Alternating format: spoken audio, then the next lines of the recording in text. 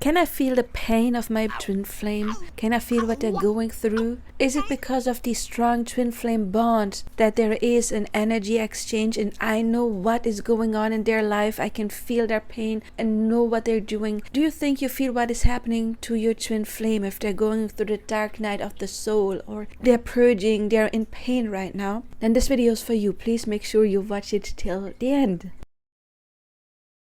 When I was experiencing my catalyst connection, and a catalyst is basically like a twin flame. It feels real. It is a non-toxic, very strong bond where outsiders immediately see that specific connection, that special connection, and approach you to talk about it. So that is what happened with my catalyst connection. It was this really intense, strong connection, and every time he was not feeling well and mental health was an issue, depression was an issue, I could feel that. And even when suicide became an issue, I remember I had done so much of my shadow work and I was laying in bed, and all of a sudden, out of nowhere, the thought came, why don't you just kill yourself? And I was shocked because for a long time, for the first time, I was in a good state. I was happy. I was trusting in this connection. I was trusting in the divine. I knew that we would be meeting each other again, because that had happened before. There was separation and then the divine orchestrated us meeting again, as it happens in true twin flame connection. So I was shocked when those thoughts came up, and then I felt, wait a moment, that's not mine, it's his. I can feel him again, as I was able to all the time. That incident happened in separations, and just a couple of weeks later, I ran into a friend of his, an acquaintance of his, and she told me that he was actually in a hospital because he had wanted to commit suicide. And of course, to me, that was confirmation. Yes, I did get it right. I do feel his pain. It's not just in my head. There is confirmation that what he was going through, I could feel it. It affected me. But that was years ago. And of course I developed and I educated myself more. I learned more about the law of assumption and never got it. Everyone is you pushed out. And the realization I came to is, no, it wasn't him. It was not him what I felt. Because what is he? He is nothing but a reflection of my own inner divine counterpart, my own inner world, my assumptions. So what happened is that my own inner divine masculine, he was in pain because he was not healed yet. Because I had worked on so much shadow work and healing my inner feminine, dealing with my trauma. But what about my own inner divine masculine? And what is my own inner divine masculine? Well, he's a part of me, of course. It's my inner divine masculine. But also my inner divine masculine is the image that I created about manhood, the man in my surroundings. Not all of them, of course, but those that turn us into who we are. And if we have been confronted with distorted masculine, that of course affects our own inner divine masculine. You need to remember, we get programmed in the first approximately 7 years of our lives. That is the soul contract. When your soul chose to go through some major spiritual awakening, there is a big chance that your soul decided to be put into harsh circumstances, especially in the first 7 years of your life. Of course, there may be some kind of really traumatic experience afterwards. We get programmed in the first 7 years of our lives, but severe trauma that happens afterwards, of course, can impact us in the same way. So people who are on a spiritual journey often come out of darkness, the dark night of the soul, or they experience something harsh. And that is wanted because, as Neil Donald Walsh said in his book Conversations with God, or rather as God said to Neil Donald Walsh, we need contrast. In order to go to the brightest light, you have to go through the darkest dark. Always have the image of a trampoline. The deeper you jump into that cloth, the deeper you go, the higher you can get afterwards. So we need this kind of contrast. So often these souls chose something to happen in their early childhood that is programming them. in order to learn to reprogram that, to clear the programs as an adult. That is what awakening is, to clear yourself from programs, to find out that you are the divine, that you are a soul, that you are the spark yourself. So your divine masculine, your twin flame, your person, or of course it could be the divine feminine as well, it could be vice versa, is the projection of what is happening within you. So did I feel him wanting to commit suicide?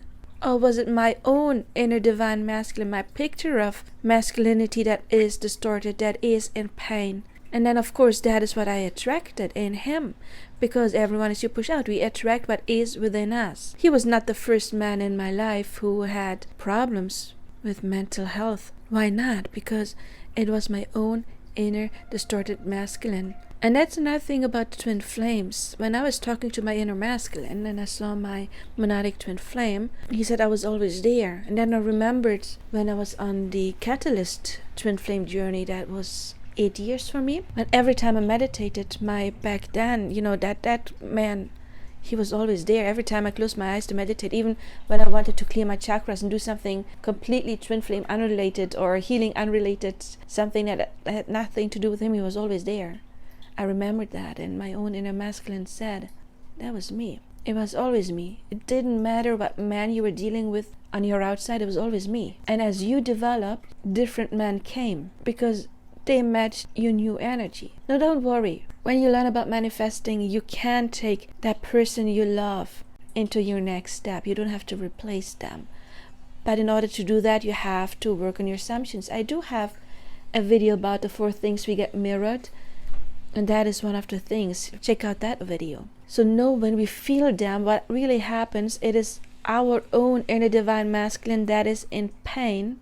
And then we get the timeline that mirrors that, where that person we love is going through exactly what our own inner masculine is going through. It is a mirror of our own inner feminine or masculine energy. If you are a woman and the divine feminine, then of course you get imprinted by the image of women around you, but it is more like your own experience. If you are the divine feminine and the inner divine feminine is not healed, let's say you are in the anxious attachment style, then of course you get that mirror by not being chosen. But your person, if your person is a divine masculine, if not, again, it's vice versa, exactly the same. He is the representation, his experience, the experience you witness through them is a representation of your own inner divine masculine. So if you perceive them being in pain, you're not picking up on their pain. It is your own inner pain, even though you don't feel it, because you may be divine feminine and you are connected to this part of energy and you are in separation with your own inner masculine. And that is why they are not with you, because you haven't achieved that inner union yet. You haven't made peace with your own inner masculine. You haven't made peace with what manhood represents to you. Maybe because you have been confronted with distorted masculine energy. Maybe there was a father figure or somebody else in your life that hurt you when you were little, or that was not there, that was absent. And on top of that, our inner feminine mother, if mom was absent, mom is our own inner divine feminine energy. If mom was absent, then dad is also mirrored back in our relationship. It's usually mom. Dad usually is often more representative of our inner masculine in our job. How do we get recognition in work? Our mom is usually the first person we have the strongest bond. She's nurturing us when we're a baby. So she is the first person to really form a strong connection. So we need to heal our own inner feminine, but we also need to heal our own inner masculine, because your person is a representation.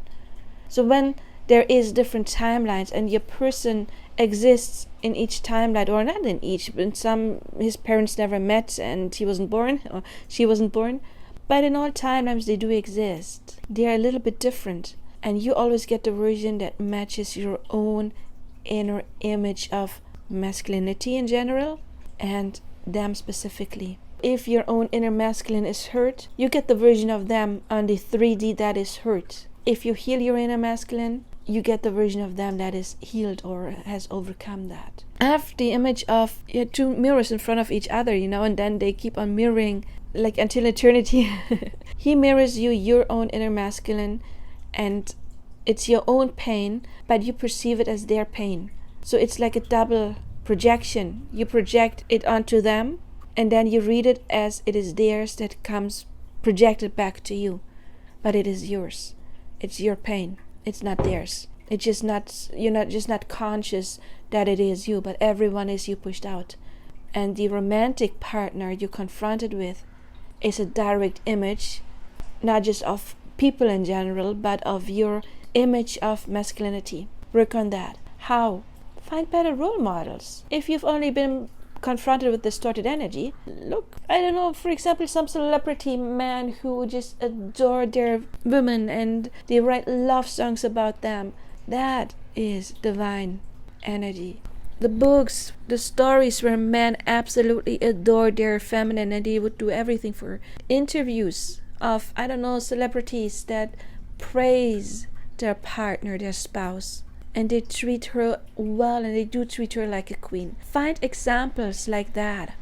Create a new picture of what is manhood or womanhood. What is masculine to you? Not the distorted, but the healthy version. And then start seeing your person in that light. And heal the old trauma. Do the revision technique. I have a video on the revision technique. Clear those memories that probably started in childhood, where you were confronted with distorted masculine energy. Rewrite every encounter you can come up with where you were confronted with distorted masculine energy or feminine energy. Change that. You can clear that in your subconscious mind, because your subconscious mind believes you whatever you tell it to be true. And if you create new memories about how you always had amazing men in your life, and only amazing men in your life, that is transforming your own inner masculine.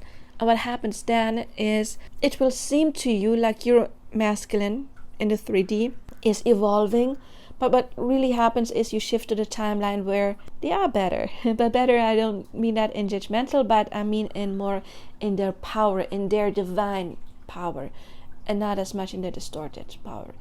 But it will unfold in front of you as if they were changing.